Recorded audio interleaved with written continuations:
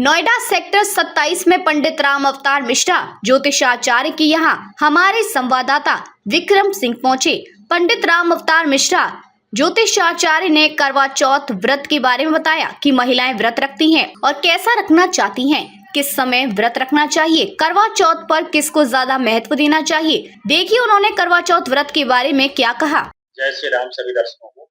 बहुत अच्छा आपने प्रश्न पूछा है। ये प्रश्न जो है सभी महिलाओं के लिए, आयु के लिए, स्वास्थ्य के लिए और एक कृपा एक ऐसी होती है कि पति की कृपा होती है, प्लस उनका आशीर्वाद मिलता है महिलाओं को सुहागन लेने के लिए, सुहाग प्राप्ति के लिए, तो सदा जीवन में किसी प्रकार की बाधा न आए।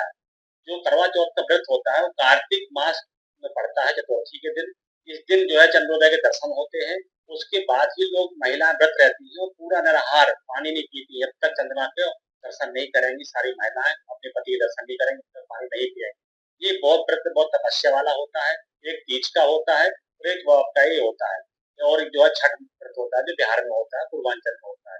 इस प्रकार सबसे ज्यादा व्रत होता है करवा चौथ में होता है। इसमें ज्यादातर महिलाएं बहुत ज्यादा अपना सजती हैं, बहुत ज्यादा मान सम्मान के साथ पति की पूजा करती हैं। और ज्यादातर देखा गया है कि साल भर यदि कोई महिलाएं किसी पति से उतना नहीं प्रेम करती है जितना प्रेम करवा चौथ के दिन करती है, और उनको मतलब पूजा करने के बाद, उनके दर्शन करने के बाद ही जल ग्रहण करती है। तो ऐसा शास्त्रों में आया है कि करवा चौथ किसे कहते हैं, करवा चौथ कहाँ है। करवा चौथ का जो वर्णन आया है गणेश पुराण में वर्णन आया है, नरक चतुर्थी के नाम से आता है। तो इसमें जो है व्रत रहती महिलाएं आयु के लिए और स्वास्थ्य के लिए और अपने पति की पूर्णतः आशीर्वाद के लिए ये सब व्रत रहती है। इसमें मेन कैसे रहना है कि आपको सुबह अपना जो है नहा धोकर अपना पूजा पाठ इत्यादि करते हैं, आपको साफ सुथरे वस्त्र, नए वस्त्र पहनते हैं, सिले नए जो भी अपने वस्त्र पहनते हैं। रात को जो चंद्रोदय का समय है करीबन 8 बजे है, 7:56 दिखा रहा है पंचांग के हिसाब से एनसीआर दिल्ली के अंदर।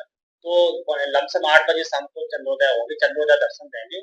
उस चंद्रोदय जो प्रकट होंगे तो उस समय जो है ना महिलाओं के लिए पूरा सामग्री के साथ कलश में उसमें जल रखना है, उसमें सुपारी और चावल और सिक्का रखना है। उसके बाद जो है ना दीपक जलाना है और कांच का जो सलाई टाइप का वो रखना है। उसमें फिर भगवान की पूजा करनी चंद्रोदय ताकि उसको पति के दर्शन करना है।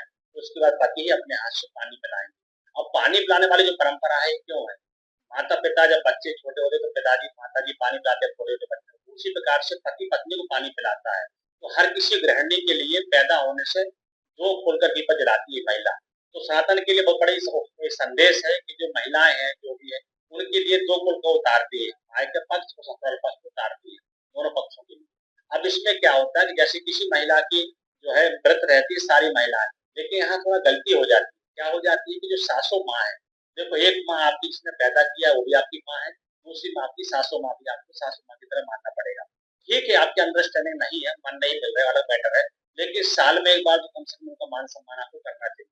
जैसे कि उनके लिए जो परंपरा है मीठा और करवा में रखकर मीठा है या कोई चीज आपको फल इत्यादि और वस्त्र और पैसा देने की परंपरा है। जैसे आप पति को मानती हैं, पति से पहले आप जब जल पिलाएं पति को, उसके बाद जो है सासू माँ के पैर छुएं, तो कोई आप मीठा दें, कोई वस्त्र दें, कुछ उसमें पैसे रखे दें, उससे आपको आशीर्वाद मिलेगा। क्योंकि सुहागन तो आप हैं पति के द्वारा, लेकिन जो पति है उनकी उनकी माँ है जिनने उनको पैदा किया, मतलब उसको पैदा किया तब आपसे शादी हुई, जाहिर सी बात है।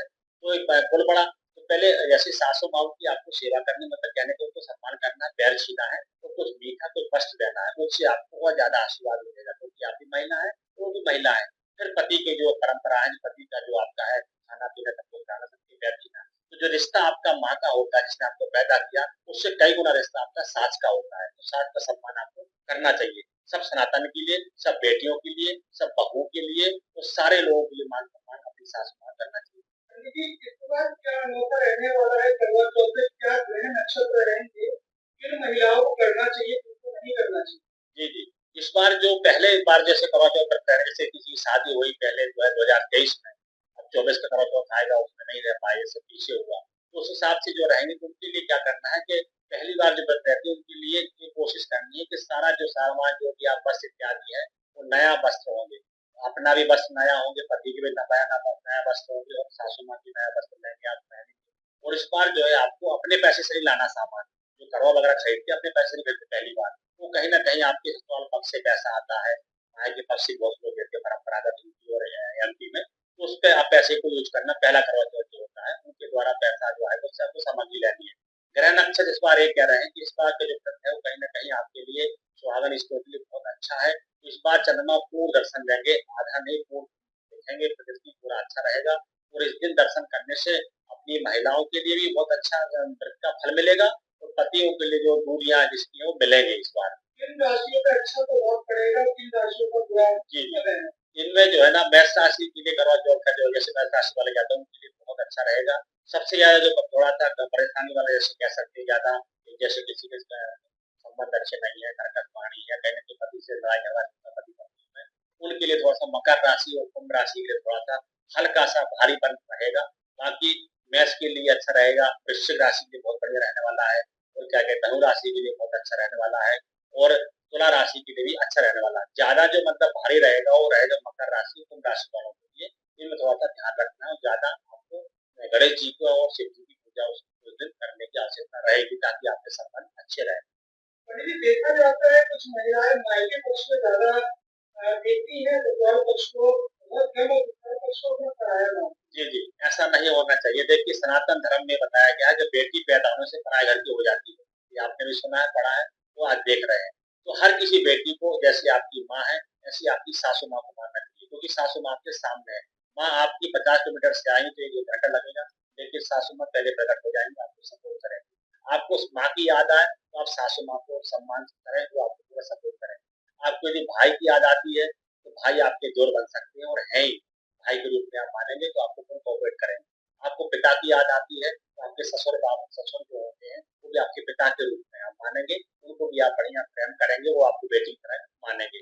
आपको बड़े भाई की याद आती है तो आपके जो है जेठ होते हैं, तो बड़े भाई के रूप में आप उनको सम्मान से नीचे सर करके, हालाँकि हमारे यहाँ पर्दा होता है, नहीं देखते, बात नहीं करते, पर एक सम्मान के साथ आप पीछे सर करके बात कर सकते हैं, वो भी आपके लिए अच्छा रहेगा। अब आपको याद आती है अपनी बड़ी बहन की, वो भी आती ज़ाहिर-सी बात है, आप छोटे होंगे तो बड़ी बहन भी होगी। तो आपकी जो जेठानी है, उनसे भी आप प्रेम करेंगे तो आपके बड़ी बहन का भी आप फर्ज निभाएँगी और कभी-कभी आपकी माँ भी वो बन जाएँगी, दुःख में, आपको वहाँ भी कोऑपरेट करेंगी। तो हर सनातन के लिए ये बहुत ध्यान रखना है कि आपका जो रिश्ता है, वो आपके घर में ही है। आप उसको माने ससुराल में, तो आपके रिश्ते कभी खराब नहीं होंगे, कभी आपका तू-तू मैं-मैं नहीं होगा और जो घर आप वो सजा कर आएँगे आप माँ के पक्ष, वो घर आपका ससुराल भी सजेगा। है। पंडित जी, एक आखिरी सवाल रहेगा और ये मेरे हिसाब से काफी बड़ा सवाल है। कुछ लड़कियां जो कुंवारी होती है, लड़कपन में वो करवा चौथ का व्रत रख लेती है। ऐसी लड़कियों के ऊपर क्या प्रभाव पड़ने वाला है और उनके लिए क्या कहना चाहेंगे? उनके लिए व्रत रहना उनकी श्रद्धा है, भाव है, किसी को चाहते हैं लव मैरिज है, अभी शादी नहीं हुई व्रत रहती है। क्या कुंवारी लड़कियां भी कर सकती है? नहीं कर सकती। क्यों? क्योंकि किसी का एक अस्तित्व नहीं है, क्योंकि किसी का मतलब रजिस्ट्रेशन नहीं हुआ है और आप खाली ब्लैंक चेक भर देंगे तो आपको मान्य होगा, क्योंकि खाता उसमें चढ़ेगा नहीं। उसी प्रकार से जो आपका पति परमेश्वर होता है, वो पति की आपकी शादी होगी, सात बार का संगम हो गया और कहते हैं अग्नि साक्षी हो गई है, तभी वो मान्य होगा।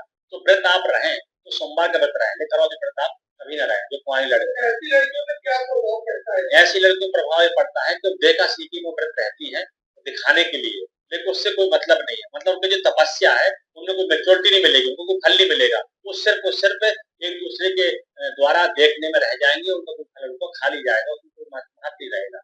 न कोई